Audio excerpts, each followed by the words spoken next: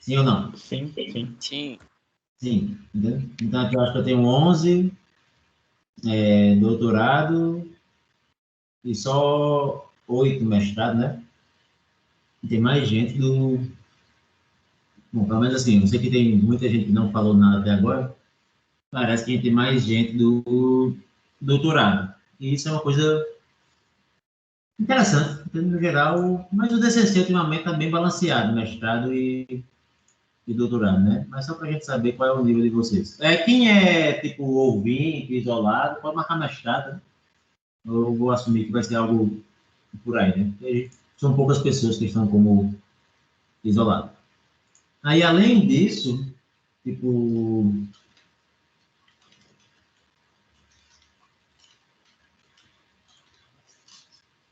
quantos de vocês já sabem ou já conhecem alguma coisa de aprendizado de máquina? Entende?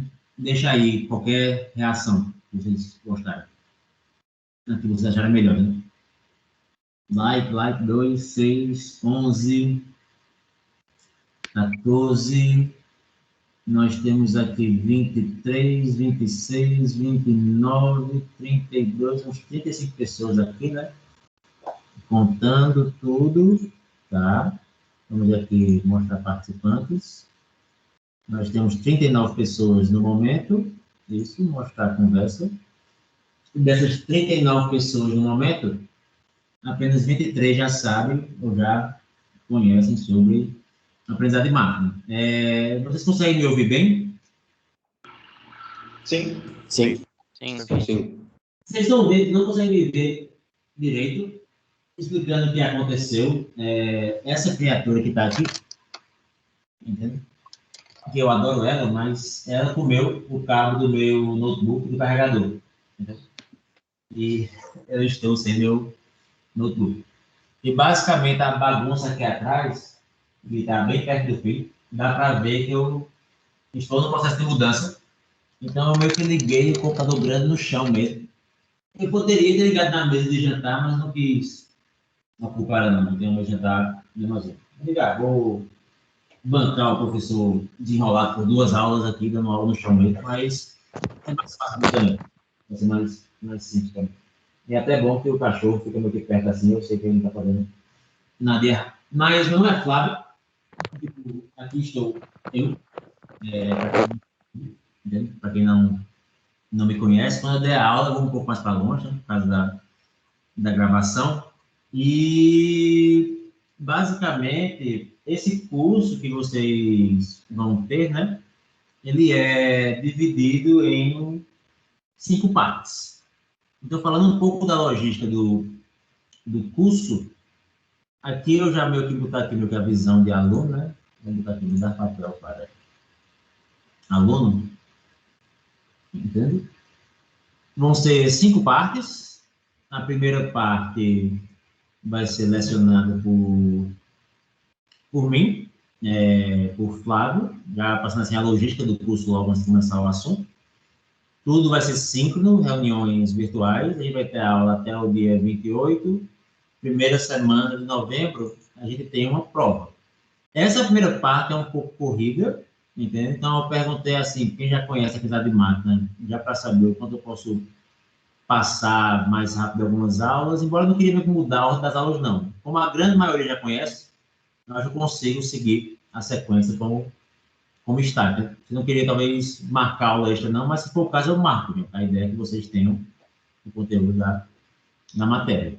E isso liga também que é muito importante, quem tem dúvida, não está entendendo, fale, digite no texto, então, ou manda um e-mail depois para a gente ver como adaptar. A segunda parte, redes convolucionais, começa dia 9, vai ser com o Pedro. Então, até o fim de novembro, vocês estão com o Pedro. A terceira parte, que apesar de não supervisionado, vai ser com o Renato Assunção. Então, até perto do Natal, vocês estão com o Renato. Quando a gente voltar do recesso, entende? Aí vocês vão ter uma parte com o Fabrício Muralha, que ele é quem oficialmente está ofertando a disciplina. Depois ele vai ter editado aqui hoje, mas sem problema, você não está aqui. Tô sim. Ei, pessoal, tudo bem? Só aparecer aqui na câmera rapidinho. Show. Então, o Fabrício está aqui, né?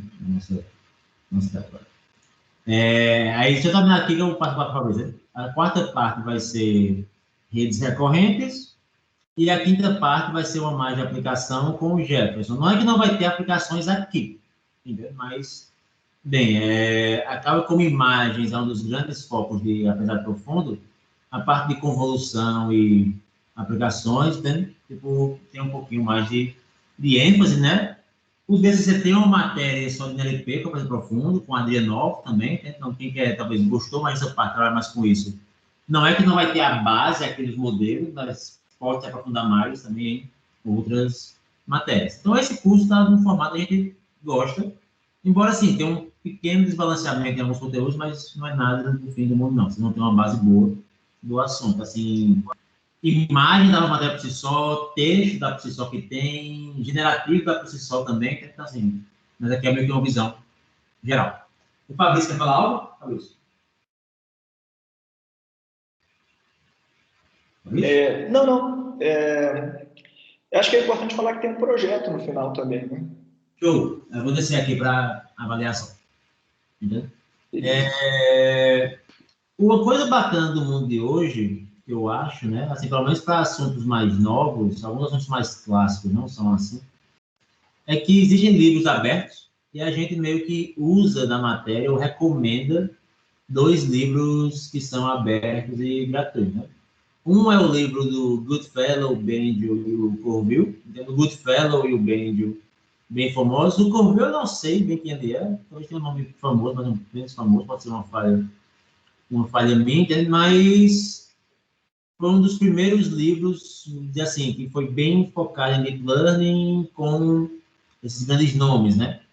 É um livro mais teórico, tipo, é um livro mais focado na parte matemática da coisa, tem uma pequena revisão de probabilidade, uma pequena revisão de álgebra linear, mas é um livro para quem quer ir mais na teoria, entende? É um livro bom. A gente acaba usando, eu acho, que a anotação desse livro nos slides, a gente tenta manter constante a notação, mas é um livro de 2016 que, para o mundo de Deep Learning, já é uma coisa mais antiga, mas não quer dizer que não vai ter a base, não. Por exemplo, quando a gente pegar aqui a Modern and Practical e talvez a Research, sabe? Tipo assim, alguns desses assuntos já estão mais fechados. Vamos falar assim, GAN, por exemplo, fechado. GAN, por exemplo, ainda é um assunto de muita pesquisa, obviamente, mas já é uma coisa que não daria só um capítulo no livro, né? Poderia ter mais assuntos por si só. Mas é um livro que vale a pena assim, vocês verem.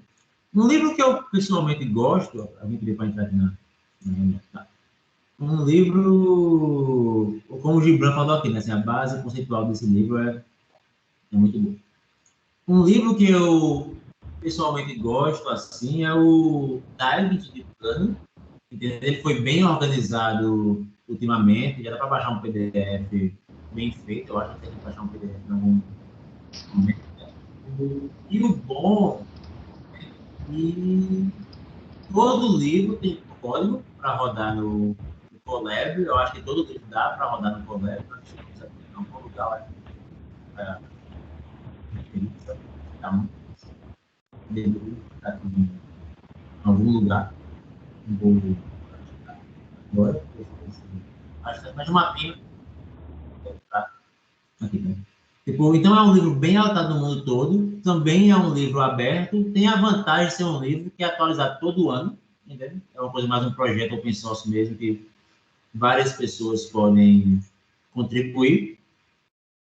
Você pode meio que ver a versão do código em MXNet, que é um arcabouço que eu até gosto, mas assim, eu sei que a gente não usa muito, né? Tipo assim, foi o que eu aprendi mais inicialmente, e assim, muito por conta desse livro, mas você pode ver o código em PyTorch, que é mais utilizado, entende? Você pode baixar a versão em PyTorch aqui, só clicar ali que vem um livro todo, né? Então vai ter não só a parte teórica, como também a parte mais prática, né? E o PDF que eles renderizam, até fica bem bonito, assim, não sei qual arcabouço eles estão usando, né? Mas o mesmo conteúdo está no site e está no PDF, né? Para vocês lerem. Vai ter a parte da matemática, mas também vai ter a parte de código. Código Python mesmo, para vocês meio que entender e conseguir rodar esses exemplos em código. Então, eu gosto muito desse livro. Deixa eu ver como é que eu vou falar dele. Atualizado faz pouco tempo, isso é o que eu acho bacana dele, e talvez, assim, se a gente pegar algumas coisas mais novas, né, eu chutaria que deve cobrir esse Modern aqui, Neural Networks, deve cobrir mais do que o livro do Goodfellow, né? Se pegar aqui a parte de Modern Recurrent também, deve cobrir mais do que o livro de Goodfellow. Aqui já tem Transformer, aqui já tem encoder de coisa que eu acho que não tem lá.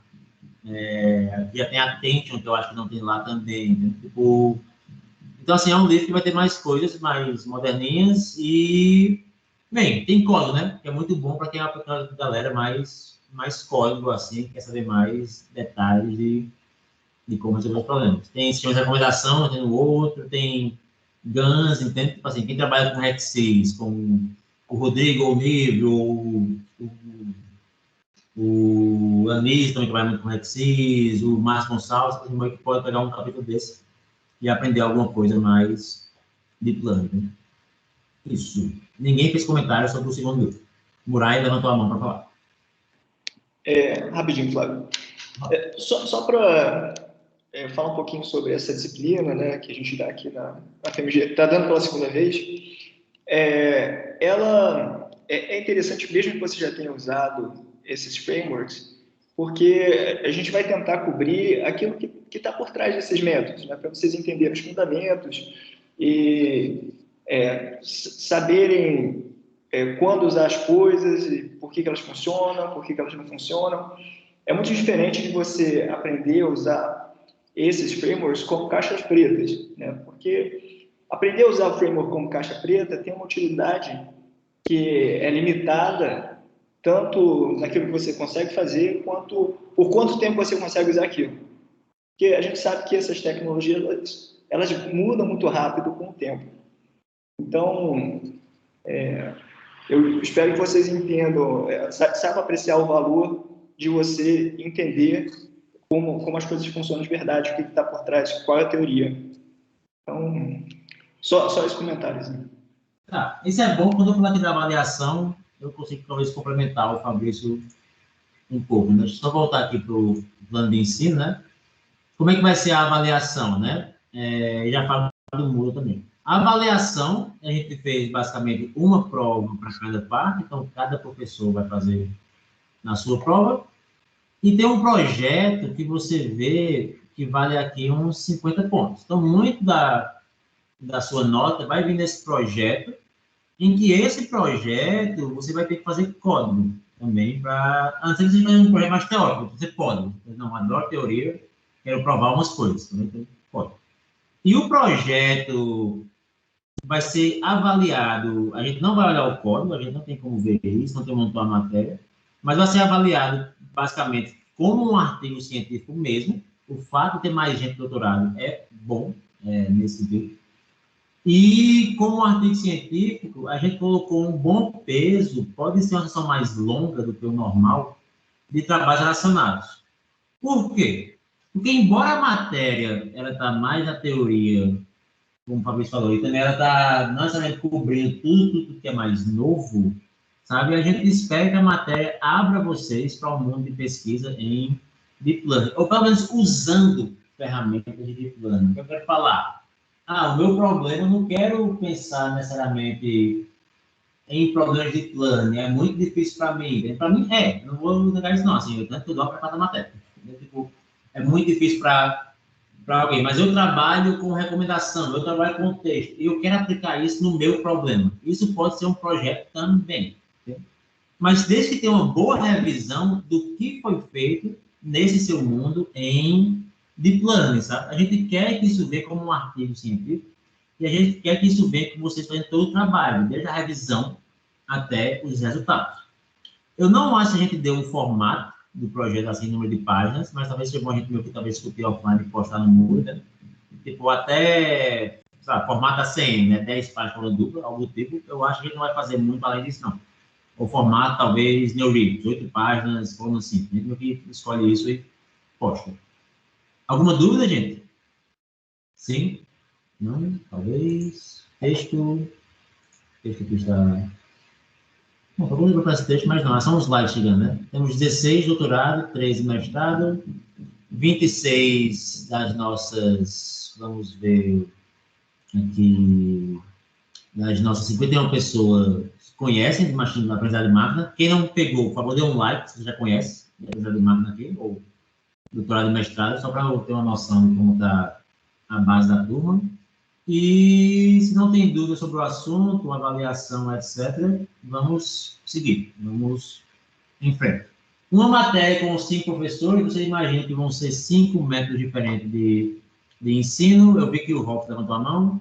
5 métodos diferentes de ensino, né? E 5, talvez, formas diferentes de lecionar. Então, assim, por favor, não vejam como maldades, se tiver uns sobes e desce. A gente está tentando dar o melhor matéria para vocês, simples, mas seria impossível fazer uma coisa super padronizada. Rolf, vamos lá.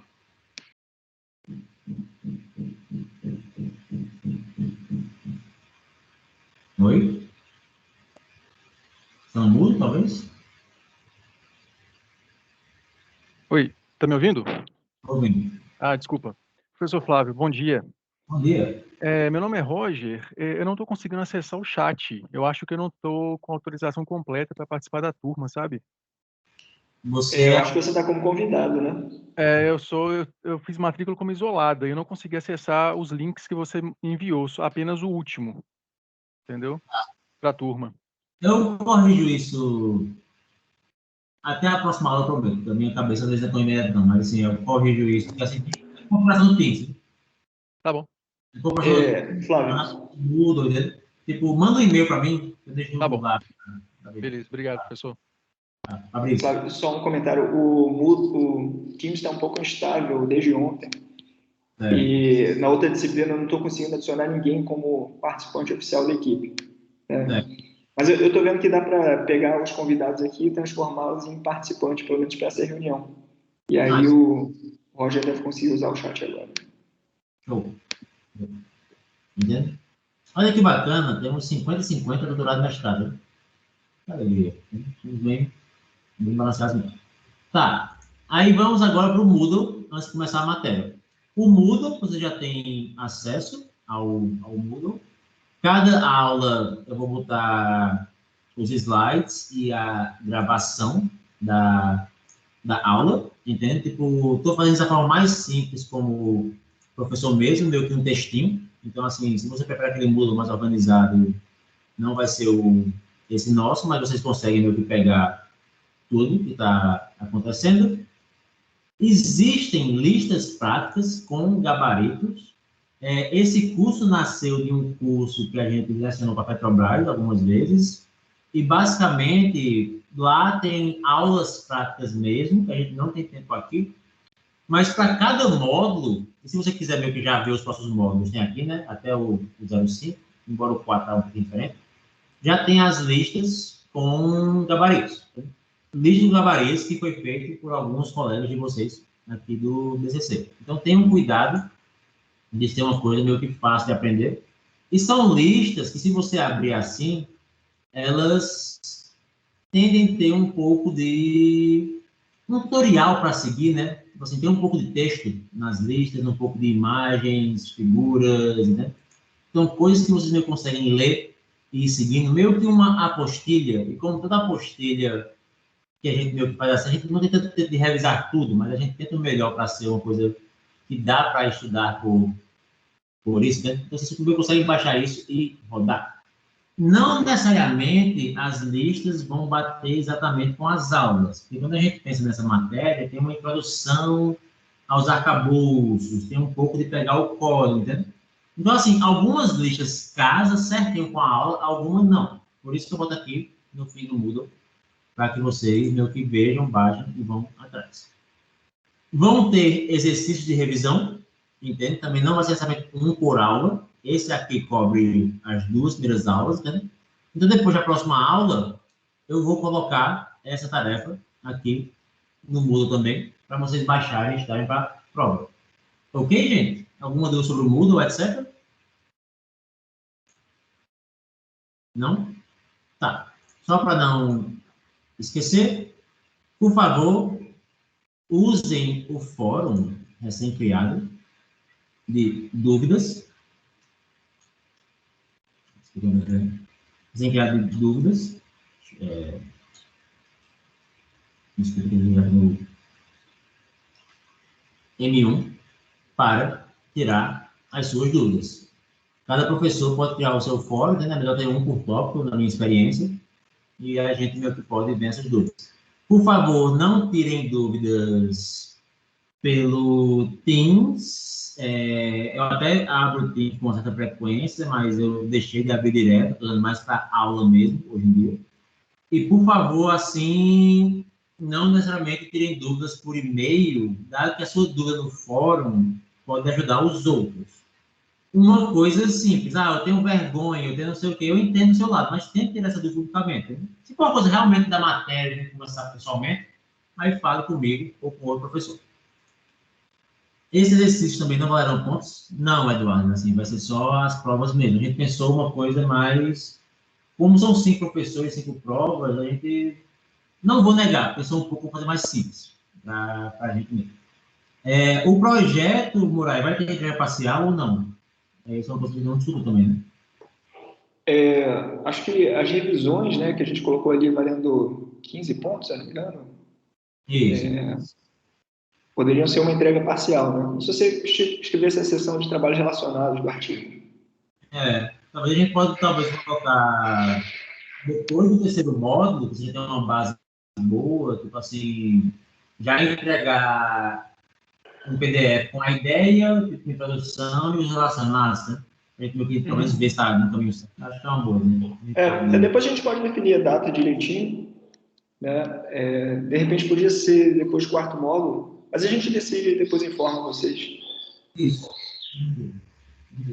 Mais dúvidas? Não? Professor, sobre os trabalhos, vocês preferem que os trabalhos sejam individuais ou em grupo? É uma boa pergunta. Nós temos basicamente só aqui hoje, mais ou menos 44 alunos, né? Tipo, é muita gente do mestrado e doutorado. Tipo assim, 44 artigos vai ser artigo pra caramba pra gente revisar. Se a gente cria grupos de 4 pessoas, dá 11. Dá mais ou menos 2 professores. Pode ser uma boa. Acho que a gente vai suficiente. Acho que vai para a discussão. Tipo, a gente vai fazer o plano do curso antes de saber a demanda, né? Mas eu acho que vale ser a discussão com os professores. E a gente conversa com vocês. Tranquilo? Como não agora correr, assim, eu prometo que a gente vai postar isso o mais rápido possível, sabe? Assim, então não preocupe muito, senão está sendo fechado agora. Tipo, a gente não vai tentar prejudicar vocês, não. Isso, os exercícios não vale. Tá, então vamos em frente. Por favor, como eu estou só com uma tela aqui, eu vou de vez em quando chavear para o Teams, mas vocês podem meio que falar diretamente, só que ele não gerar uma discussão muito grande. Né? Já podem meio que ir falando qualquer dúvida. Ou uma sala de aula normal. Os livros foram abertos e basicamente nosso relatório já foi. Tá, então vamos agora entrar no assunto da aula de hoje, entendeu? Que seria essa introdução e percepta, né? Eu vou tentar correr alguns slides, tá? Que teve essa logística um pouco mais demorada. Só que, assim, quando a gente pega a história de inteligência artificial, se não conseguir ouvir, fala, eu vou falar um pouco mais rápido. Mas quando a gente pega assim, a história de inteligência artificial, né? Isso começou nos anos 50, em um workshop que foi organizado por esses, vamos dizer assim, nomes grandes e nomes hoje em dia ultra famosos da área, tipo o Neil, o Simon, o McCarthy, o Minsky e o Arthur Samuel. Entendeu? E pouco depois, isso vai ligar muito com a aula de hoje, meio que veio assim, feitos surpreendentes, né? Assim, um computador jogar damas. Eu sei que pra gente hoje em dia, talvez pensar em poder jogar damas, pode ser assim, isso eu aprendo na minha aula de IA na graduação, que eu consigo fazer algoritmozinho A, B, C ou D, certo? Não tinha algoritmo A, B, C ou D na época, né? Assim, eu sempre gosto de pensar assim, não é porque uma coisa que está na graduação que ela é simples, não. Nem um pouco, né? E assim, computadores resolvendo problemas simples de álgebra, ou provando alguns teoremas lógicos. ou fazendo text-to-speech, né? Aquela voz bem robótica que tinha antigamente, né? E quando a gente começa a ver uma máquina fazer isso, IA é aquela área meio que vem para a nossa imaginação, a gente pensa, pronto, agora está o momento de realmente a gente ter esse foco aqui, ou máquinas fazendo várias tarefas humanas.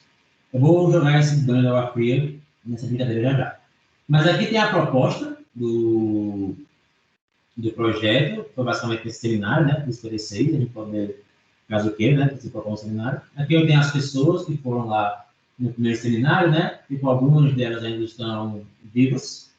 E aqui eu tenho a foto em 2006, né, com 5 pessoas que ainda estão vivas, né, tipo o Moore, o McCarthy, o Minsky, o Ray Solomon e o Wolf Rivers Selfridge. Então, seguindo aí a ordem certinha. Para a gente saber quem foram essas pessoas que meio que deram início ou criaram essa área, pelo menos criaram essa área como área de pesquisa. Eu sei que tem gente que pensou isso antes, tem que não são escondidos, aqui eu estou contando a história mais rica, assim, que pode ser uma progresso. Então, nesse momento, nos anos 60, teve esse boom, muito financiamento, muito hype, né? E algumas pessoas dessas falaram assim, em 20 anos, máquinas vão fazer o trabalho da pessoa. Ou em uma geração, IA vai ser basicamente resolvido. Ou McCarthy fala assim, todos os aspectos da aprendizagem humana vai ser possível simular com uma máquina, né? Assim, isso é uma falha nossa como seres humanos, né? Assim, quando vem esse, principalmente financiamento de hype, como teve agora em Deep Learning, você fica assim, pronto, agora vai bombar, vai para frente, né? E na década de 70 tem o inverno, entendeu? Onde basicamente a gente vê que a AI não cumpre as promessas. E hoje em dia a gente vê que até Deep Learning não está cumprindo algumas das promessas que foi proposto, mas isso não quer dizer que é uma ferramenta inútil, não, gente, obviamente. Pesquisa, ela vem assim, né? Tipo assim, vem a proposta, vem as críticas, é um ciclo de melhorias. Mas um ciclo numa área que tem tanta imaginação humana ao redor e parece ter tanto compromisso, né? É o que foi chamado inverno de AI, né? Onde as empresas não cumpriram as promessas e a gente passou a focar em AI para visões mais específicas, tipo sistema especialista de regras mesmo, e ela pode ser visto como AI, na regra lógica, mas mais besta do que isso, né? Reconhecimento de padrões em imagem, visão computacional, tradução automática, que só hoje em dia é visto como bom, né? Tradução talvez meio que mal feita na década de 70, né? E o que acontece é isso, né? Você meio que tem o teste de a gente falou sobre isso antes, né? Que é a história mais do termo mesmo. Aí tem, basicamente, o início de aprendizado de máquina, como sendo mencionado. Tem o inverno de AI. Aí, na década de 80, meio que volta esse mundo de machine learning, com árvores, florestas, SVM, etc. E em 2000 é que vem a noção de deep learning, né?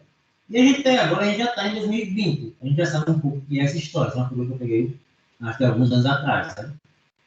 Tem uma noção de temos sim bibliotecas muito boas, que não tinha na época que essa coisa foi. Eu estava iniciando as bibliotecas, né? Hoje em dia são bem consolidadas. A gente tem aqui também, basicamente, métodos ou arquiteturas para vários problemas que vão ser cobertos no curso. Mas a gente pode pegar essa interrogação e botar agora para 2030. Vai ser outro inverno, vai continuar bombando, será que a gente vai parar, vai continuar? Eu realmente não sei. Mas eu posso falar que algumas coisas estão na moda. Causalidade, deep learning para gráficos, está muito na moda, entendeu? Texto em outras línguas, que é algo que geralmente a gente não resolve, foca mais em inglês. Deixa eu ver o que mais. Poderia pensar aqui em área de pesquisa. Não sei se o Fabrício vai complementar alguma coisa. Eu vejo gráficos e causalidade como umas, duas, que são muito regenerativas, está muito forte também ainda, né? Redes que geram, entendeu? Que criam obras para a gente. E bem, aí a dúvida que eu tenho para vocês é a seguinte, talvez pegando aqui o próximo slide, não, vou ficar nesse, eu tenho um slide depois sobre isso. Se eu pego de 80 a 2000, Decision Tree, Random Forest, SVM, entende? Tipo assim, aí eu queria talvez agora inverter a pergunta no chat, aí para não gastar muito tempo, a Fabrício já foi, entende? Quem não se sente... claro, tá aqui, né? confortável com tais termos. Então, assim, se você não se sente confortável com os termos SVM, Random Forest, Decision Tree e tudo mais, por favor, deixe um like. Eu sei que o like fica público se você passar o mouse em cima, mas eu pessoalmente não falei isso não. Eu quero saber a quantidade de pessoas. Nós temos uma, então vou deixar a coisa aqui meio que andando um pouco, né? E eu já vocês podem deixar seus likes aí por enquanto, né? Só para saber, porque vocês veem que basicamente está meio que estranho, né? Porque assim, 28 já sabia apesar de máquina e aqui está mais lento, né? Você tem que falar o não é mais, assim, é mais chato para a gente, né? Eu tenho que ter essa noção, né? Porque assim, eu posso assumir que de quase 50 aqui, boa parte talvez não seja tão confortável. Mas vamos lá, enfim, né?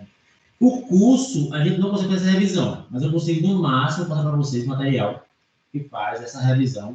Eu vou fazer uma revisão ultra rápida aqui, só para a gente não perder a ideia do clássico. Né? Então, assim, se a gente pega a ideia de machine learning, existem basicamente 5 problemas que podem ser respondidos com machine learning. Regressão e classificação. Regressão, quando eu quero fazer uma inferência sobre o futuro, e o futuro é representado numa variável que é um número real, qual vai ser o preço de um apartamento? Né? Isso pode ser um problema de regressão. Classificação, quando eu quero fazer uma inferência no futuro e a resposta é representada por um número inteiro, geralmente pequeno, poucas classes, eu quero saber se alguém tem ou não Covid, ou tem ou não uma doença. Não supervisionado, que pode ser visto como clustering e redução de dado, pode pensar assim, eu não tenho uma resposta, mas eu quero achar estrutura dos meus dados, eu quero separar eles de forma semanticamente correta, ou que fazem parte para um ser humano interpretar. E uma área que a gente não cobre, eu acho que nem sequer tem uma matéria de CC cobrindo isso, é bacana criar, a gente vai precisando de vocês, se forma, faz doutorado aí, entra o professor e cria a matéria, que é uma matéria apresentada por recurso. Então, a gente não cobre isso nem na matéria nossa, nem no departamento uma matéria ainda, que é a ideia de você ter IA jogando, né? Assim, a cada passo eu ganho uma recompensa, em quantidade de pontos.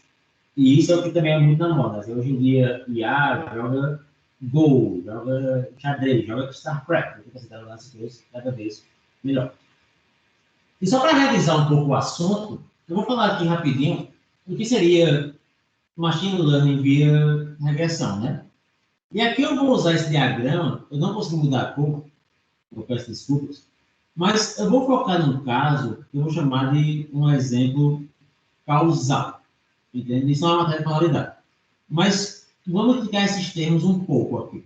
Eu vou assumir que você tem X, e X vai ser uma série de atributos.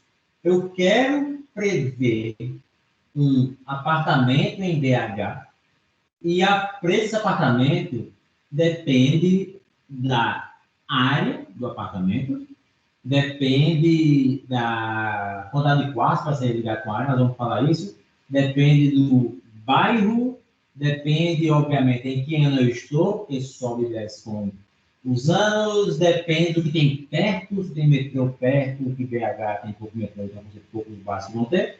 Depende se tem fácil acesso para algum lugar, entende? Então, tudo isso meio que leva a um preço de um apartamento. E vocês conseguem entender que são esses fatores que levam ao preço, né? Alguém tem alguma dúvida sobre isso? X leva a Y. Eu vou explicar as duas depois.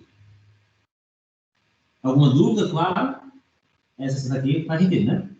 Ok.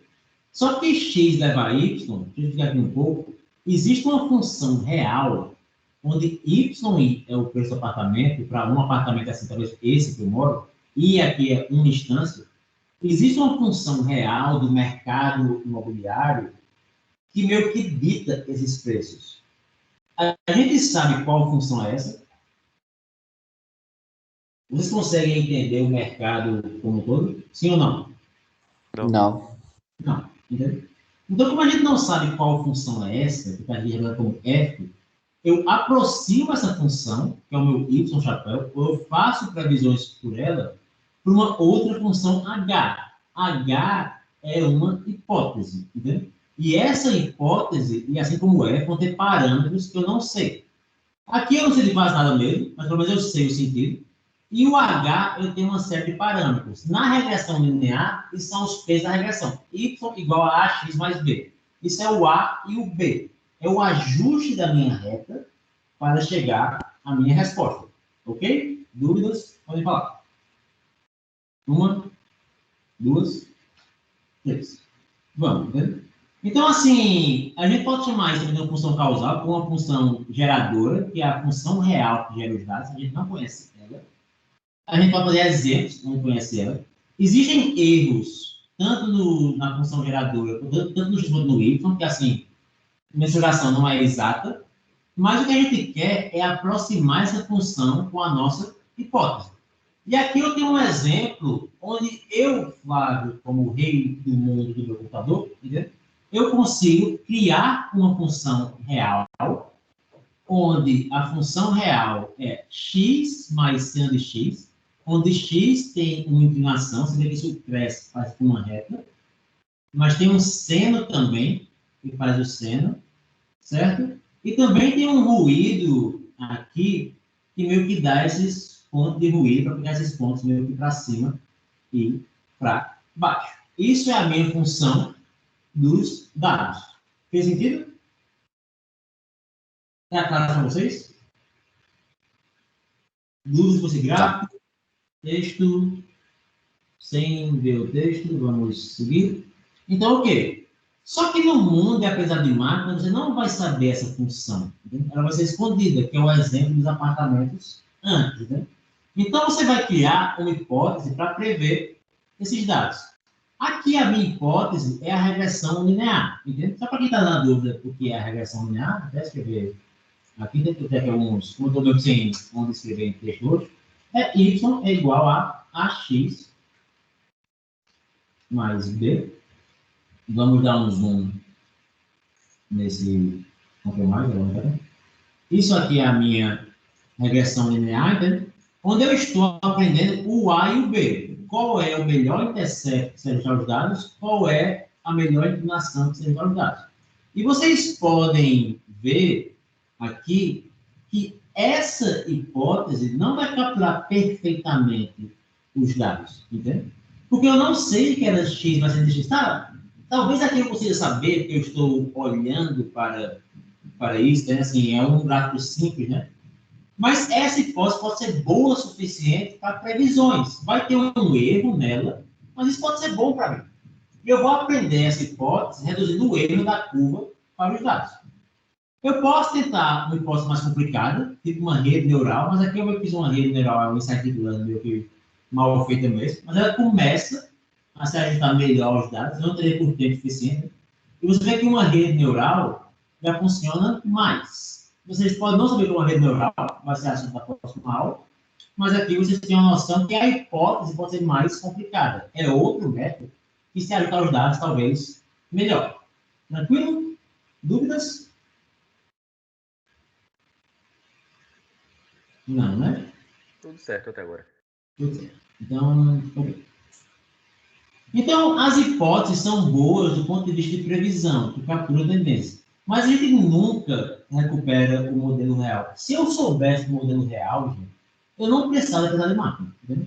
Os físicos são muito preocupados em criar modelos que se aproximam bastante da realidade. Entendeu? Isso é meio que feito por intuição. Entendeu? A gente não consegue fazer precisar de máquina. A gente está meio que fazendo, obviamente, a intuição. Né? Assim, começa observando o mundo, cria hipótese, tem mais científica também. Constrói no passado, mas a aprendizado de máquina é justamente um caminho assim. Eu quero que a máquina aproxime isso. Não vai ser o real, eu sei que não vai ser o real, mas gera previsões boas suficientes. Entende? E eu acho que tal exemplo talvez mostre a diferença entre a hipótese, que é a função geradora, e o modelo causal. Certo? Vamos ver. Vamos pegar aqui um exemplozinho, senão eu não botei uma figura. Vamos pegar aqui a nossa equipe do DCC. E vocês veem aqui, eu sei que... Tá, vou ficar aqui meio que... Tipo... Node Protection de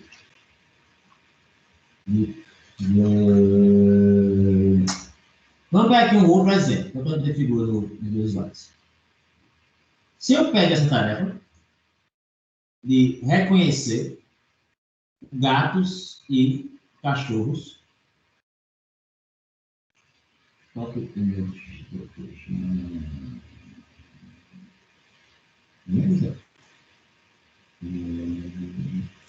Se eu pego essa tarefa aqui, de reconhecer gatinhos e cachorros, entendeu? O que é o meu X, que vai entrar na minha rede neural ou na minha arquitetura clássica de machine learning? O meu X são os pixels. Tranquilo? Quem está tranquilo para falar? Mas o meu X é a imagem representada em pixels. O meu Y de resposta é se é um gato ou um cachorro, ou aqui tem um patinho de borracha. Tá claro? Nesse caso, por favor, pare para pensar filosoficamente por 2 minutos. O X causa o Y ou o Y causa o X? Você vê que meu slide, ele inverteu aqui o sentido de propósito de uma das setas, não da outra da hipótese. O que eu quero falar? Se eu pensar a função geradora desses dados, entende? Você acha que os pixels causam um gato a existir? Sim ou não? Neste caso, acredito que não. Acho que não. Não.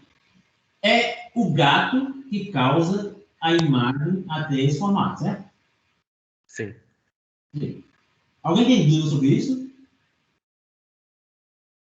Aqui é meio filosófico, mas não, aqui é mais um tema que é assim, esse chat pessoas deu. Está tudo ok? Voltaremos aqui para o nosso chat. Estamos sem dúvidas no chat, então vou assumir que tudo faz sentido, como o Caio falou alguns atrás, mas ainda fazem. Né? Então, assim, se você tem essa noção agora de que o Y causa o X, o que eu estou falando é o quê? No mundo real, entende? O Y, que é o conceito de um gato, entende? O conceito do meu cachorro está aqui, é que leva a imagem que vocês estão vendo. Só que a aprendizagem de máquinas sempre faz hipóteses no sentido X, Y, entendeu? Eu não pego um monte de gato da rua e jogo eles numa máquina para fazer uma previsão. Seria... Mas, assim, tipo, não é algo que eu vou fazer, né? O que eu tenho que fazer é pegar a imagem e prever se é um gato. Tá claro, né? Alguém vai falar assim, para saber? Sim. Então, Sim. Então, ok, né? Então, assim, eu fico rindo nesse piada, tipo assim, tô vendo o tiozão. Então, assim, quando a gente pensa nesse sentido, o que acontece? O aprendizado sempre vai de X para Y, mesmo se a função não é. E por que funciona? Eu quero talvez uma resposta bem. Por que a aprendizado funciona?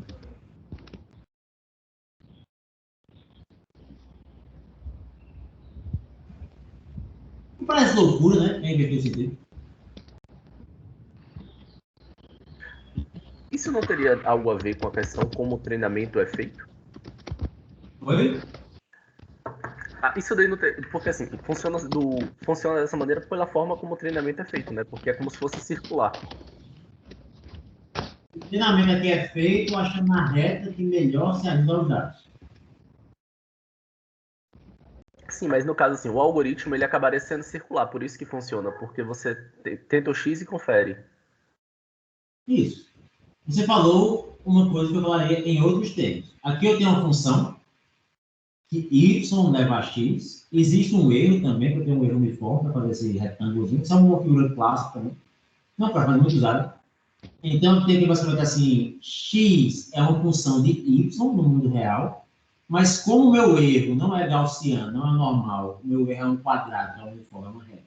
Eu meio que gero a reta um pouquinho para mais e para frente, só em um lado, então o que gera essa figura, e a minha hipótese é essa. gerenciar a porra da rede, não. Oi?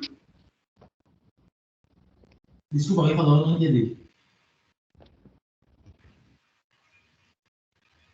Acredito que foi o microfone ligado por acidente. Concordo, foi uma coisa meio estranha mesmo. Então, assim, o meu modelo, que é a minha hipótese, funciona, você falando agora, com questão circular. Eu falaria questão circular de outra forma, entende? Mesmo se eu ver essa figura aqui, aí ignora isso aqui em cima. Assume que você não vê isso aqui em cima. Vocês diriam que X é correlacionado com Y? Correlaciona sim ou não? Sim. E com correlação assimétrica, Y correlaciona com X também. Então, o que a aprendizagem de máquina faz é explorar correlações, entende? Para criar a sua hipótese. Eu estou estudando correlações dos dados. Porque mesmo se os dados vierem no sentido causal ou anticausal, a correlação vai existir. Ela tem que existir, né? Porque um é função do outro. Tá claro? Sim, entendi. E só aqui como exemplo, né? Eu vou ter aqui um exemplo, né? Se você faz aqui essa regressão, não de x para y, mas de y para x, ela fica bem melhor. Porque você sabe qual você causal, mas ele não sabe disso. Eu posso mostrar isso depois. Aí só para falar um pouco mais de aprendizado de máquina, eu acho que isso sabe o que é a base filosófica da coisa, ou qual é o problema que a gente quer estimar. Aqui eu vou falar um pouco, para fazer uma revisão de um outro problema de aprendizado de máquina. Quem já fez ciência de dados comigo já viu esse problema. Eu reuso o slide mesmo, assim, não tem como pensar em exemplos para cada um. Tipo, e basicamente aqui, eu quero fazer uma previsão, aqui não tem um chapéu, desculpa, mas assim, esse aqui é bem importante. Eu quero fazer uma previsão, onde essa previsão eu quero saber o quão bom as pessoas falam que é um sorvete, certo? Com base em quão doce é um sorvete. E aqui a gente vê que os dados têm essa figura. Eu não tenho a menor ideia do sentido causal ou anticausal. Não, tenho. Aqui seria talvez causal, porque realmente é a doçura que dá o paladar, né? Então, assim, seria esse causal. A gente já pode saber o sentido, a gente pode argumentar por ele. Mas não que importa mais nesse momento, mas eu quero achar a função que melhor se ajusta a esses dados, dado que eu não sei a função real que leva os seres humanos a fazer essa nota. Tem a ver com a população, o quanto ela gosta de doce. Se você vai num canto tipo o Brasil, que aqui é muito doce as coisas, talvez não fosse assim. A nota deve ser uma coisa mais americana, europeia, talvez seja um pouquinho mais para frente, né? Tipo, então eu não sei que função é essa, né? E eu quero aproximar ela com uma regressão linear. Isso aqui ainda é uma regressão linear, porque a soma dos pesos, peso para a gente vai ser θ ou W. Peso aqui, θ, é uma função de um único atributo, que é o quão doce ele é. Só que eu vou ter um peso para o atributo elevado a 0, um peso para o atributo elevado a 1 e um peso para o atributo elevado a 2. Vocês entendem que isso aqui é chamado geralmente de regressão polinomial, mas ela é um polinômio porque eu aumento o grau de x. Ela ainda é uma regressão linear, porque ela é uma soma linear de pesos. Tá claro, gente? Alguém não entendeu isso? Por isso a gente tem mais dificuldade com os termos. Mas para entender a regressão, a fórmula que dá para pegar? Sim? Bem. Vamos para o chat, obviamente. As coisas fazem sentido de acordo com o Caio, vai ser assim o resto da aula. Então vamos. Que assim, eu vou pular isso, porque aqui é só código do pai, que aí eu vi o padrão do Jesus anterior. E como é que funciona a aprendizagem de máquina na prática, né? Tá, mas dado que eu não sei, aí qual é o problema? Não foi qual é o problema, né? Eu não sei exatamente qual o grau de polinômio usar. Porque se eu usar uma reta, vai fazer isso. Se eu usar um grau 2, se eu usar um grau 2, vai parecer o certo, né? Mas eu estou vendo os dados. Se eu usar um grau 3, 4, 5, 6, 7, meio que muda. Então agora, o grau do polinômio é o que é a minha hipótese, né? Você pode assumir aqui que a minha função h, que tem parâmetros θ, esses θ, ou o tamanho desses parâmetros, então vai ser dependente do grau que eu escolho. Se eu escolho o grau 1, o meu conjunto de parâmetros θzão vai ser 0, 1. Se eu escolho o grau 0, vai ser uma constante, vai ser a média. Se eu escolho o grau 3, o meu conjunto de parâmetros vai ser 0, 1, 2, 3. Tá? Então, isso é a minha hipótese. E eu quero escolher a melhor hipótese para esses dados. Eu posso simplesmente olhar os dados e falar, tá, é x ao quadrado. Mas volte agora, justamente, a gente está falando mais semântica, mais alto nível também. Volte agora, ou faça uma analogia com um gatinho, né? Aqui eu não sei exatamente qual é o grau do polinômio, eu não tenho muita... Essa brincadeira mais fácil naquela regra. Qual é a melhor hipótese para esses dados? Qual é a melhor rede neural que se ajusta? Quais são os pesos delas para aproximar esses dados, né? Então, essa é a brincadeira que a gente está no nosso mundo.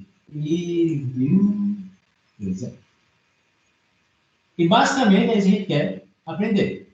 E o que a gente faz é o seguinte, a gente cria os nossos dados, vem de uma função real que eu não conheço, está aqui, mas se essa função real existe, e se isso é uma função probabilista, eu consigo aproximar a minha função, certo? Eu tenho a amostra da minha função, então eu tenho um conjunto de dados rotulados, onde y é a resposta, o quão bom é o sorvete, x é a doçura. Eu fui na rua e perguntei às pessoas, eu fiz uma amostra dessa função real, e isso aqui são os dados que eu vou usar para criar a minha hipótese. Dado que a aprendizado de máquina está preocupado com prever o futuro, o que eu posso assumir é que o tempo vai passar, e eu estou assumindo isso, e no futuro eu quero falar com alguém assim, olha, o quanto você gosta de doce? Eu estou falando, olha, eu gosto pouco de doce. Eu vou dizer assim, então eu não recomendo para você um sorvete de chiclete com açúcar e mel. Tipo, que vai ser uma coisa muito doce. Eu gosto pouco de doce, né? Então eu vou para você um sorvete de tamarindo, um sorvete de chocolate amargo, sabe? Porque esse é o problema da sorveteria. Agora, recomendar sorvetes. Então, com o tempo, vai chegar pessoas novas, que eu não sei ainda. Eu quero fazer previsões para elas. E esse tempo, que é chamado de tempo de produção, isso é chamado de tempo de desenvolvimento, nesse tempo de produção, entendeu? Vem novas pessoas, que é chamado de testes, e essas novas pessoas, eu vou saber recomendar sorvetes, só sabendo assim, o quanto elas gostam ou não de doce. Porque você assim, tá muito doce, tá pouco doce. Dado que eu estou nesse mundo, eu tenho que achar uma hipótese que funciona bem para o futuro. O futuro é algo que ninguém conhece. A Deus pertence. Entendeu? Então, como é que eu faço isso? Alguém?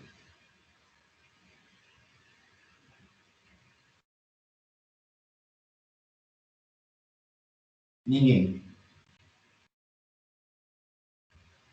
Botequinho? Não. Entendeu?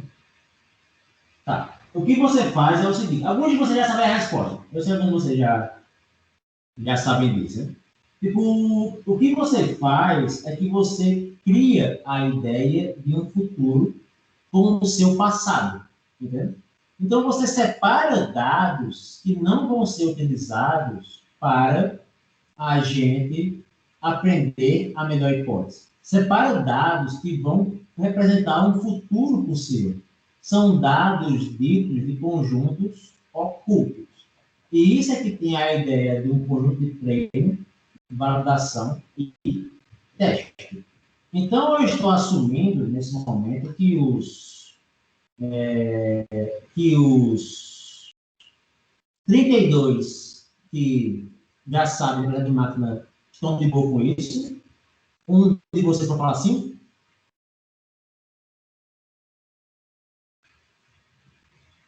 Sim. Vamos então? com vergonha, eu toquei agora pensando que nem vocês sabem, né? Mas eu vou assumir que sim, entende?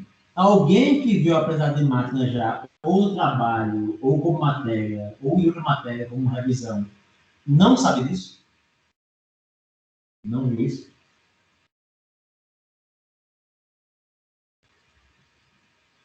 Então vamos ver. Tá. Okay. E basicamente, essa noção de usar o passado e esconder parte dele, dado que ele é escondido, entende? Ele meio que representa um possível futuro. E eu consigo, como última parte do meu algoritmo, do meu processo de treinamento, avaliar um erro nesse teste e prever. Como é que isso funciona na prática? Vamos mostrar aqui um exemplo. Eu tenho meus dados, perguntei o sabor de sorvete, não, a nota do sorvete, tem a doçura do sabor. Aqui vai estar os morangos, aqui vai estar o chiclete, aqui vai estar o chocolate amargo. Eu tenho a doçura do sabor, entendeu? E eu vejo a nota que as pessoas dão. Cada ponto é uma pessoa com o seu sorvetinho, que comprou na minha loja. Eu meio que coletei isso na minha loja. Gastei 2 semanas perguntando isso, né? E agora eu quero criar essa função para ter uma previsão para clientes futuros. Se o problema estava claro antes, vai ser mais claro agora para vocês. Essas 50, 100 pessoas que eu perguntei são meus dados, certo? E com esses meus dados, eu vou separar 2 conjuntos no momento, só treino e teste, já falo um pouco sobre isso, né? E para cada conjunto eu vou mensurar o erro. Mas o que vai acontecer é que eu vou treinar a minha regressão polinomial, que é linear, mas tem polinomial, só no conjunto de treino, entende? E vou avaliar ela no conjunto de teste. Imagina o seguinte, vamos criar uma dúvida mais fácil, para explicar melhor. Se eu escolhesse esses pontos como treino, certo? Vocês conseguem ver que a melhor reta que se ajusta aos dados é essa. Tranquilo? Sim? Uhum. Sim. É. Essa reta funciona bem para o futuro? Para o lado direito? Não.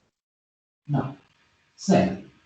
Então é por isso que eu faço 2 conjuntos. Como é que eu faço conjuntos representativos? Faz uma amostra aleatória com a mesma distribuição? Isso. Se eu pego ponto aleatório sem viés, não vai ser esse o treino. O treino vai estar em todos o local. Então, você vê que a melhor reta seria mais ou menos assim. Entendeu? Mas ela não tem nenhum viés de acordo com X. Talvez isso explique um pouco, porque eu tenho que fazer treino e teste. E tem que ser aleatório. Entendeu?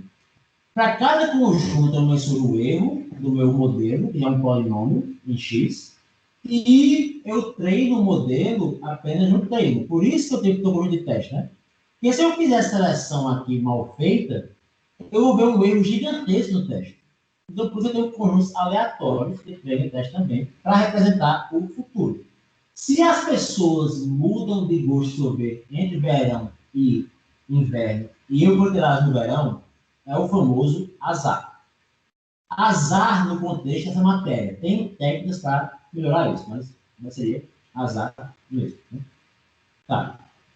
E o que acontece é essa curva, que eu vou voltar para ela depois, aqui é meio que uma revisão de conceitos da de máquina, onde essa curva eu vou ter um erro no treino, só que eu vou ter também um erro no teste. E se eu pego aqui a complexidade do modelo entre aspas, a complexidade é difícil de mensurar, mas geralmente a gente faz complexidade como sendo a quantidade de parâmetros, e você pode ver aqui que para o grau de polinômio eu tenho mais parâmetros, um grau 100 tem 100 parâmetros, um grau 1 tem 2 parâmetros, 61, né? Tem 2 parâmetros. Então, se eu pego aqui o modelo mais complexo, ele vai ter um erro quase zero no treino. Isso faz sentido. Por quê? Se eu pego, por exemplo, eu volto para o Zé. um conjunto de treino que está aqui e um conjunto de teste que está aqui, treino esquerda, teste direita, entendeu? Se eu faço um polinômio muito forte, eu consigo desenhar os dados. Aqui eu tenho 10 pontos, 3, 6, 9, eu tenho 9 pontos. E, basicamente, com um polinômio de grau 10, eu consigo ter um erro zero em cada um deles. Eu vou passar por cada um dos pontos. Mas você vê que esse polinômio de grau 10, ele não é muito bom para o conjunto de teste. Então, existe um momento aqui no meio, que vai ser o nosso polinômio de grau 2, que vai ser bom para os dois conjuntos. Entendeu? E eu vou fazer isso como? Eu vou, basicamente, criar um novo conjunto, também de validação, certo? Eu vou treinar um polinômio de grau 2 no treino. Eu vou ver o erro no validação, de grau 0. Vou treinar um de grau 0 no treino. Vou ver o erro no de grau 1, depois grau 2, depois grau 3, depois grau 4, 5, 6, 7, 8, 9, 10. Vou ver o melhor deles, que vai ser o grau 2. Quando eu achei o melhor polinômio de grau 2, entende? E você vê agora que eu tenho um conjunto de treino e um conjunto de teste, que é de validação, que, embora é um conjunto de teste, ele também está sendo usado para treinar, por isso que tem esse nome.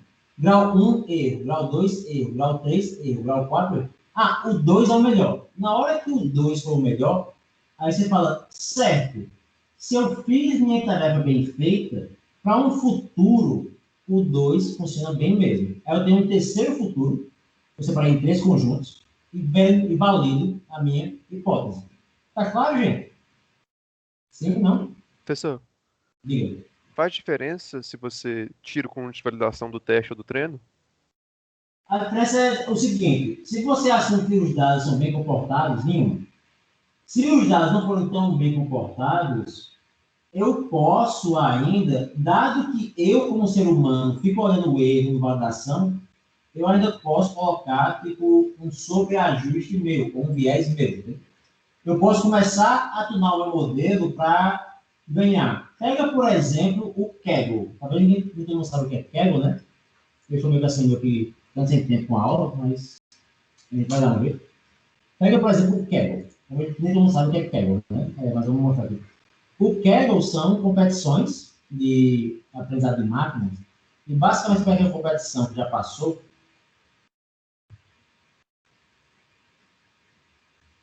Deixa eu ver aqui, né, que talvez já... 3 months to go, 2 months to go, ongoing, explore all competitions, deixa eu ver aqui ongoing. Ah, esse aqui foi a month ago, deve ter acabado, você ganhava $50 mil, para quem fizesse o melhor modelo de aprendizado de máquina, você ganhava $50 mil, basicamente já acabou em agosto, e você tem aqui, vamos dizer, um leaderboard público, esse aqui é o privado, que é o público. Aqui eu tenho um erro de diferentes hipóteses, criadas por diferentes equipes.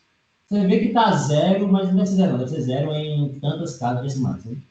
Tipo, quando eu vejo esse erro aqui, o que é que um ser humano pode fazer, que vocês acham, para enviesar o processo? Alguém? Texto? Mexer nos dados mesmo, assim, diretamente? Não, eu posso começar... Utilizar uma base de teste enviesada, né? Para diminuir o erro. Não, embora nem pode ser isso. Eu posso começar a ficar assim... Se eu treino meu algoritmo, aqui isso não é o K, né? Não vou lembrar qual nome, mas imagina que eu tenho algum ajuste que é um número real. Se eu treino com 1.1, eu subo uma posição, com 1.2, eu desço uma, com 1.05 eu subo. Eu posso começar a eu mesmo fazer um gaming do sistema. Está claro isso? Não muito. Se eu pego tal atributo e divido por 5, funciona para eu subir uma posição. Se eu divido por 3, eu desço 2. Se eu tiro um log, eu faço aquilo. Eu posso começar, entende? Engenharia manual? Uma engenharia manual, isso. Tá claro agora? Você vai fazendo, tipo assim, alterações no teste mesmo, para ir diminuindo o erro e vai assim por diante. Isso. Então, agora é um ser humano fazendo overfitting. Entendeu? Tá claro? Alguém tem dúvidas? Não. Por isso que tem, você vai ter posterior. Por isso que tem um outro teste, que é o privado, que só mostra depois. Entende? E você vê que quem ganhou, olha que bacana. Ó. Que foi o nosso 091.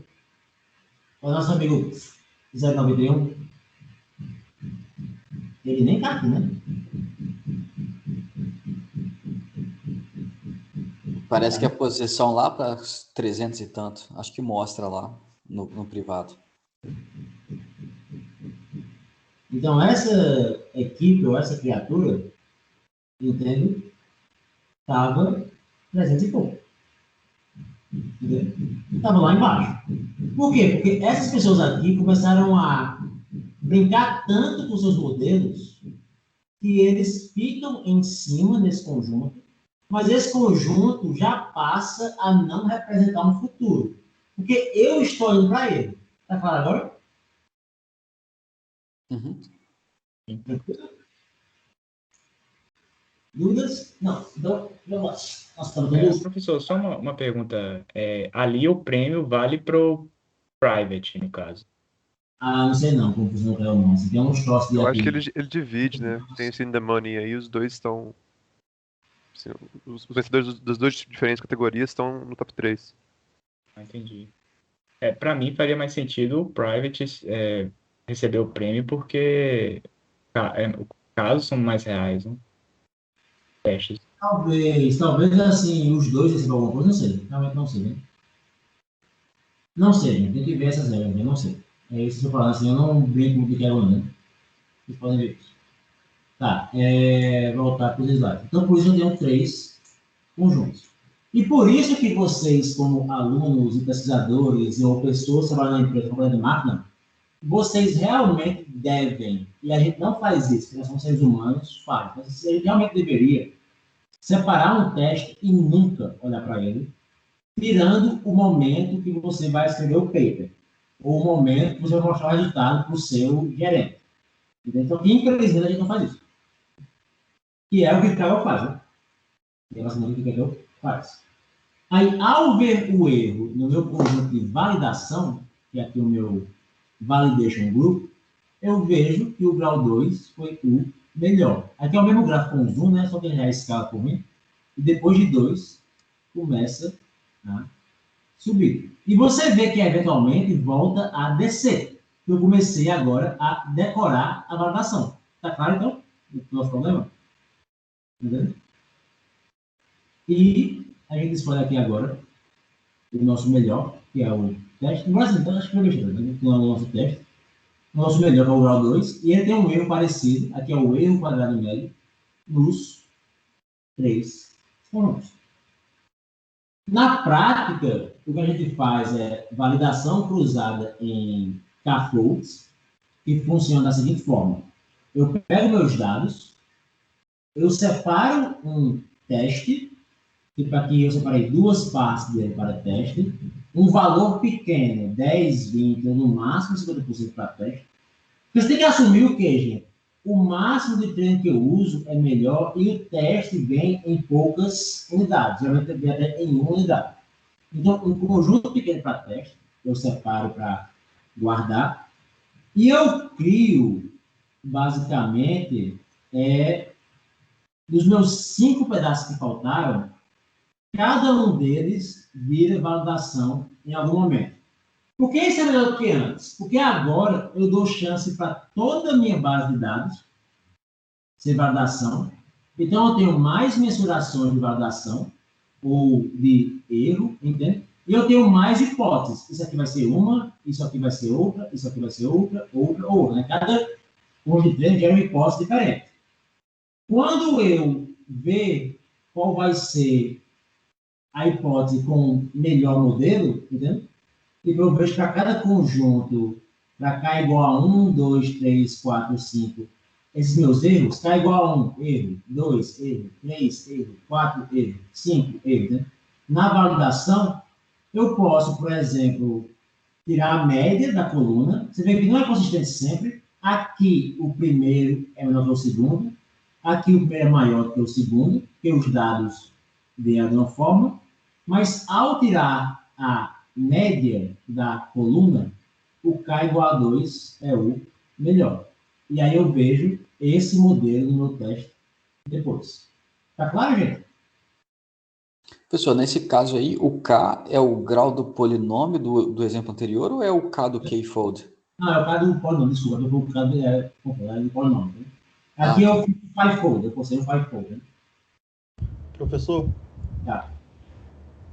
Alô?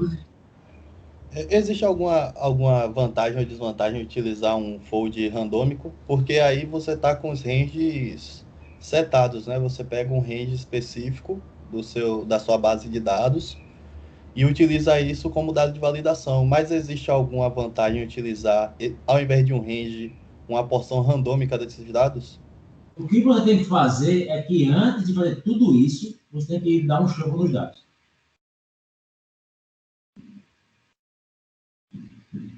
Para ser tudo aleatório. Porque eu acho que se fizesse esse sample randômico aí, você ia acabar fazendo aqueles bootstrap, né? Que você correu o risco de pegar os mesmos dados mais de uma vez. O bootstrap eu posso falar depois sobre ele, mas assim, o que eu estou falando aqui agora é basicamente o seguinte, olha, aqui eu não quero ter aquele viés de seleção, como foi agora aqui, né? Aqui lá em cima, que foi assim, vamos pegar o primeiro conjunto para treino, aí vamos supor que a pessoa que coletou os dados, na sua planilha Excel, pensou assim, eu vou ajudar Flávio, eu vou ordenar os dados pelo eixo X. E vamos supor que eu não fiz o shuffle. O que vai acontecer? Eu vou acabar pegando partes de validação que seguem a curva. Isso não é o correto. Você faz shuffle antes, de forma que o teste pode simplesmente ser as últimas duas, que vai ser aleatório. O teste pode ser 10, 20%, que aqui foi duas por acaso, que vai ser aleatório. E, ao fazer essa validação cruzada, isso é aleatório, isso é. Tá claro?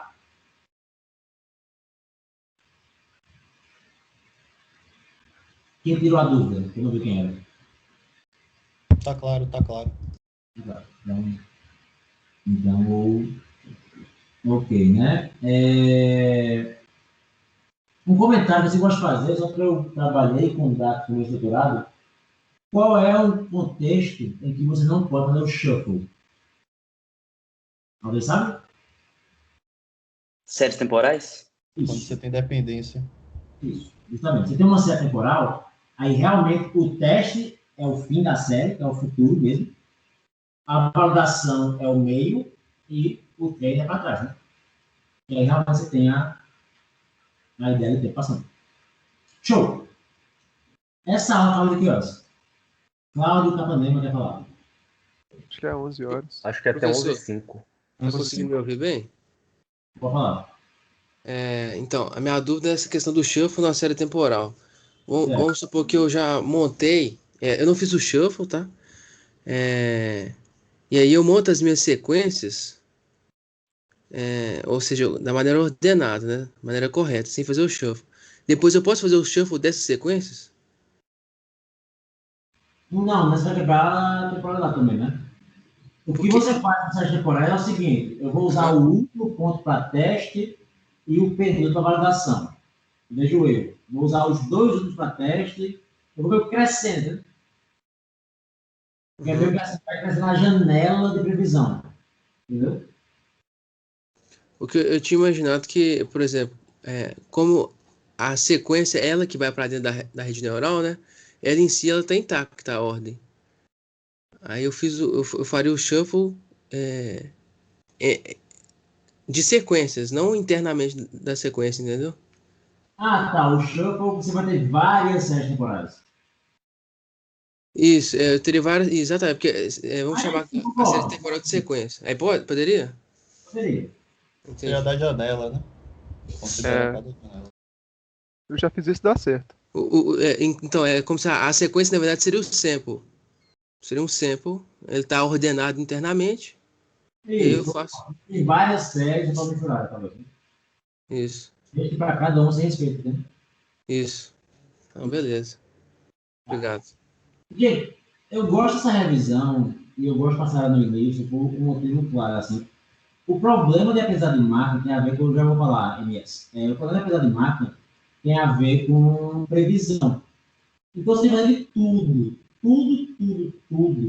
para que não tenha um erro clássico que muita gente comete, que é vazar informação do teste para o treino. Entendeu? Tipo, se eu faço shuffle no tempo, tá vazando o futuro passado. Tipo, se eu tiro estatística no teste e uso no treino, tá vazando. Não pode vazar. Marcelo. Uma dúvida sobre a questão dos dados de teste. Na prática, assim, se eu vou lá escrever meu relatório e vejo como foi o resultado dos dados de teste, e aí, por algum motivo, eu considero que não foi bom o suficiente, queria que o resultado fosse melhor. O correto seria coletar novos dados de teste, né? Se eu quiser continuar trabalhando no algoritmo, né? Após utilizar um conjunto de teste e achar que os resultados não foram bons, eu deveria pegar outros dados, seria isso? Para usar de teste? Na prática, gente, talvez não precise acabar a aula hoje, mas eu ver como fazer. Na prática, assim, que eu realmente quero passar para vocês, na prática é o seguinte, né? Por isso que eu tenho aqui os termos de desenvolvimento e produção, que são termos bem do mercado, mas eu gosto deles assim, porque é o seguinte, depois que seu modelo for lançado, ou deploy, ou implantado, que acho que é deploy em português, né? Porque, assim, depois que estiver meio que rodando para o seu gerente, lá para a sua empresa, você estiver ganhando milhões de dólares, porque você economizou muito dinheiro, você vai sempre monitorar o seu modelo. Entende? Como? Vou prever, e de certa forma, eu tenho que saber se ele está errando. Então, alguém vai lá e rever o conjunto de testes. Ou usa alguma técnica que existe para saber se está errado. Isso existe na nossa técnica. Tipo, porque, eventualmente, no mundo real, tudo isso funciona, gente, quando você assume que os dados são muito importantes. Eles não são, tá? Eventualmente, seu modelo vai ficar velho. Entendeu? Você vai ter que retreinar ele. Você vai ter que realmente retreinar ele. Tranquilo? Entendi, beleza. Vamos respirar por um minuto, que eu estou meio que assim, só para meio que assim, que antes de passar para o próximo assunto, só tem uma pergunta que eu acho importante. Voltando 2 slides, vocês acham que boa parte dos dados são causais ou anticausais? Pensa aí.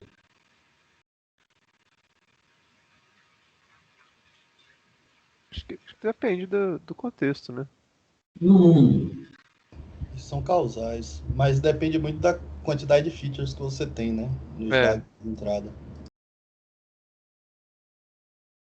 Hoje em dia, imagem. Nenhuma imagem é causal.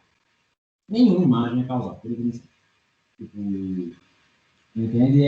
Raio-x é uma imagem, não é causal. Previsão de envolvido em um raio-x, não é causal. Deixa eu ver um problema que sai meio que do contexto de imagem. Qual é o problema mais de percepção humana? Som, imagem, texto. Um texto não causa nada. Um ser humano que escreve um texto. Né? Tipo, boa parte dos dados são anticausais. Só que as previsões são causais. Então, assim, no seguinte, eu vou para isso. Tá claro? Sim ou não? Assim, tá. Assim. A questão, Anticausal.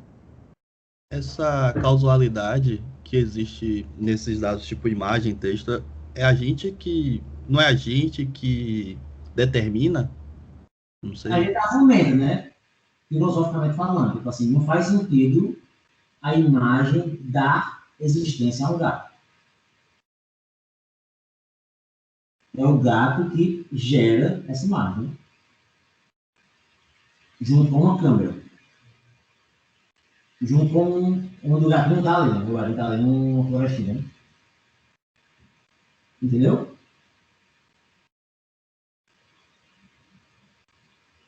Modelo 1, modelo 2, modelo 3.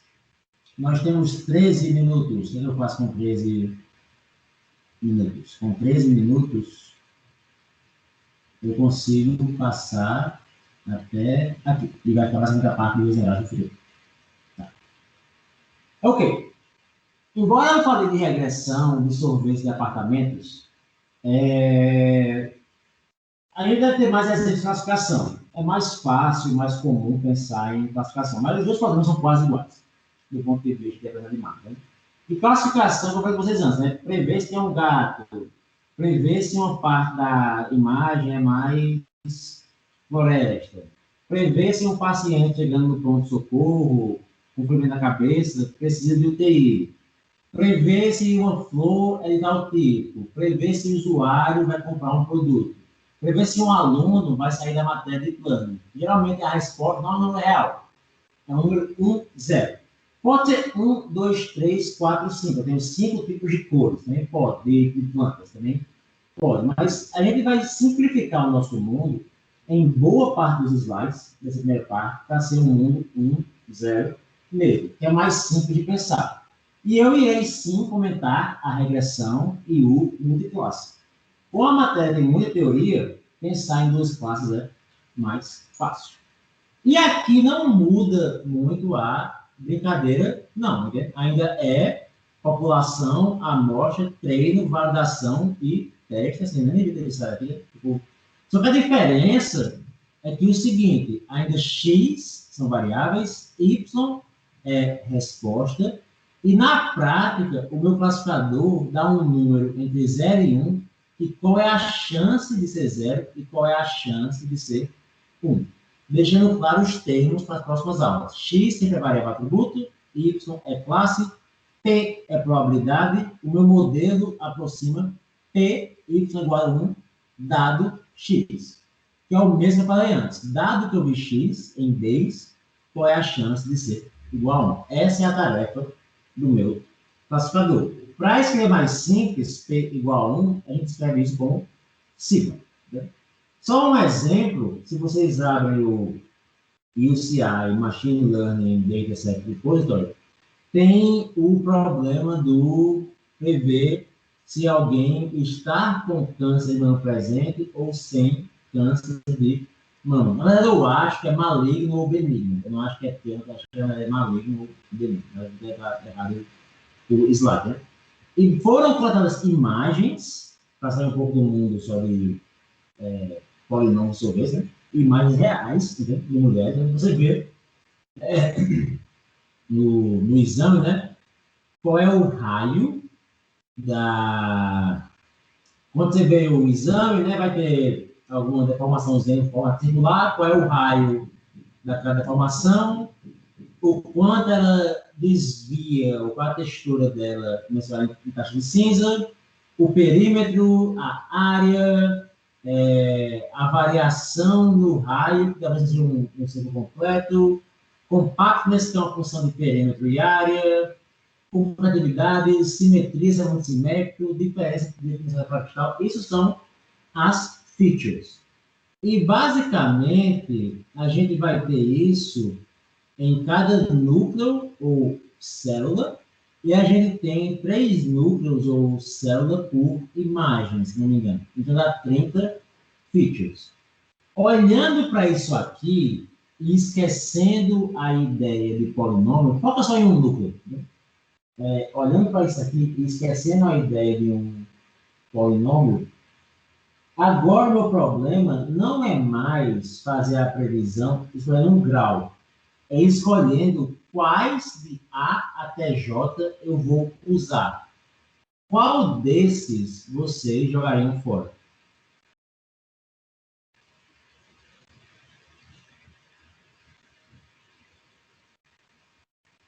Talvez um dos dois entre área e perímetro. Eles são meio que... Área, perímetro e raio, né? Os três são muito correlacionados. Isso, então, tipo assim, área, perímetro e raio de uma coisa... Círculo perfeito é algo que parece com um círculo. Eu posso estar errando aqui os atributos, desculpa, mas pensa que eu estou acertando os atributos, que eu acho que vai ser básico. São coisas que são, vamos falar assim, redundantes. Entendeu? Então, agora, o meu melhor modelo não precisa de todos os dados, porque alguns atributos têm alta correlação entre si. Eu não vou saber aqui quais são, vocês podem ver nos slides, mas esse com esse, por exemplo, que não é o mesmo, são altamente correlacionados. E aí, talvez eu tenha que colocar os dois na minha brincadeira, né? Então, agora é uma escolha de quais entrar ou quais usar. Aí, se você pega o primeiro exemplo do sorvete e o segundo exemplo, que é o nosso exemplo do câncer de mama, o que a gente tem é uma noção comum de pensar em problemas de aprendizagem de máquina. Quando vocês abrirem, para quem não conhece muito a aprendizagem de máquina, quando vocês abrirem conversa com sklearn, entendeu? Essa biblioteca de sklearn, que a gente geralmente usa em Python, ela vai... Eu tenho que salvar isso aqui, é uma coisa que eu fiz para...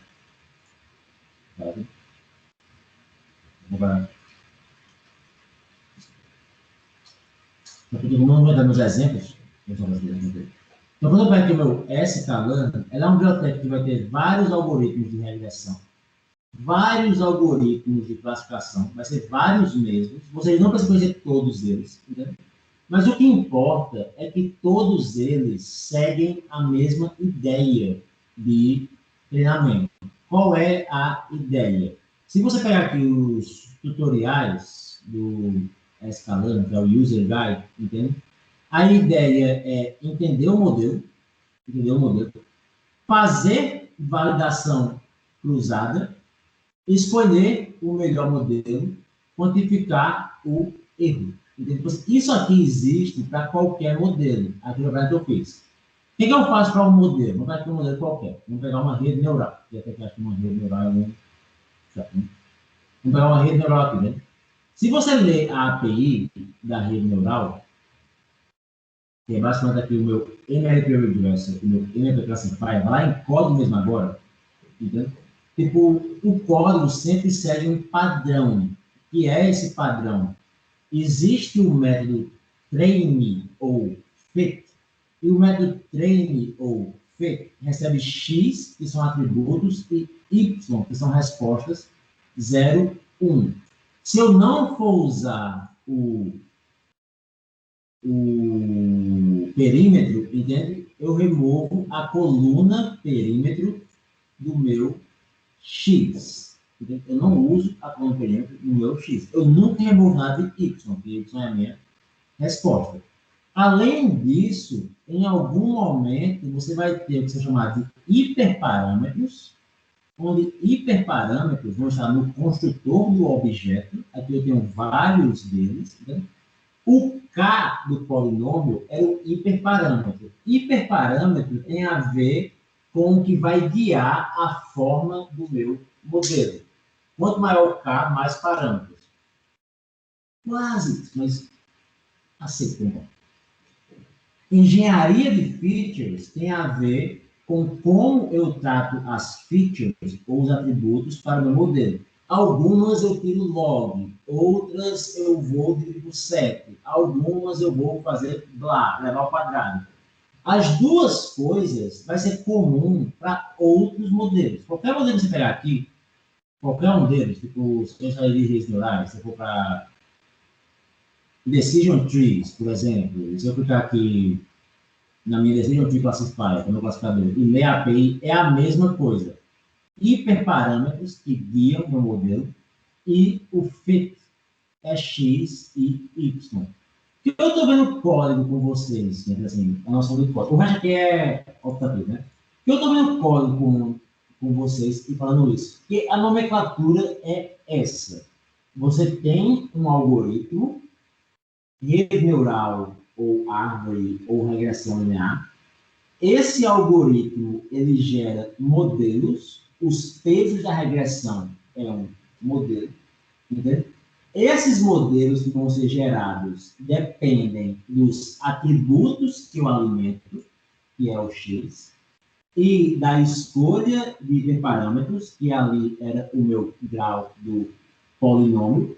Como essa forma de pensar ela é comum, não é à toa que toda biblioteca, hiperparâmetros estão no construtor e o fit é que recebe atributos, porque a biblioteca agora está padronizada para eu reutilizar o meu código. Ao chamar o fit, eu crio um modelo que gera previsões para dados quais eu não tenho um Y, que é o meu PD, só com X. Para achar o melhor modelo, independente de qual dessas caixinhas aqui você vai clicar, você usa validação cruzada, que foi a aula de hoje. Ok? Ok. Alguma das 4 pessoas que não se confortáveis, se não tem vergonha de falar, acha que ajudou assim para pegar a ideia hoje? Sim, eu achei bem bacana. Sim, já foi uma introdução muito boa para o assunto. Tá bom. E o material parece ser muito bom. Ok. Obrigado. Sabendo disso, vamos dar os slides um pouco para a próxima aula, mas assim, estou pensando em não falar aqui algum, mas tem 3 slides, né? Tá, então vou fechar mesmo. Então, independente, já que a gente tem 2 minutos para passar, independente do modelo que você vai usar no sklearn, entende? A prática é a mesma. E aqui vai ter... Eu não vou passar sobre isso, não, para ver o que... Eu vou ter uma amostra. Nessa amostra, eu vou separar em treino e teste. No treino, eu vou escolher um ou vários modelos para treinar. Entende? Um ou vários algoritmos para treinar modelos. É como pensar, algoritmos treinam modelos. Regressão linear, algoritmo, etc. Modelo e algoritmo a gente usa de forma intercambiável. Mas você sabe a diferença agora. Né? Esses algoritmos são guiados por hiperparâmetros, que eu não falei sobre todos, que são muitos, mas imagino que tudo isso aqui são hiperparâmetros, por cada polinômio. Eu vou fazer o que se chama engenharia de features, escolher quais features usar, ou se normalizo ou não, que é o slide anterior. Vou aprender o modelo, ou fitar o modelo. Entendeu? Vou fazer isso através de validação cruzada, que vai me dizer qual é o melhor modelo que eu finalmente alimento para o meu conjunto de teste, mensuro um erro de teste e estou quase pronto. Se você conhece estatística ou bootstrapping, mensuro um intervalo de confiança para o meu erro de teste que representa o que eu espero no mundo real. Isso existe independente do modelo que você vai usar. Não sei o que é bootstrap. Preocupa menos por enquanto. Sabe? Não sei o que é L2, L1, lambda e alfa. Preocupa menos por enquanto. Não sei o que é Z-normalizar, que é esse aqui. Preocupa um pouquinho menos por enquanto. Agora a gente vai falar um pouco mais sobre isso dentro do resto das próximas aulas. Né? Se está clara a ideia, eu estou feliz. Entendeu? E na próxima aula, eu continuo do redes neurais e perception. Se eu precisar de uma aula extra, eu falo com vocês para a gente marcar um horário. Dúvidas? Não? Então, ok. Agora nenhuma. Tá bem. Obrigado aí, gente. Vou parar aqui a gravação e até terça, né? Isso. Oi, professor. Até mais. Obrigado, professor. Obrigado, professor. Obrigado, professor. Até semana que vem. Até semana que vem. Obrigado, até mais. Obrigada.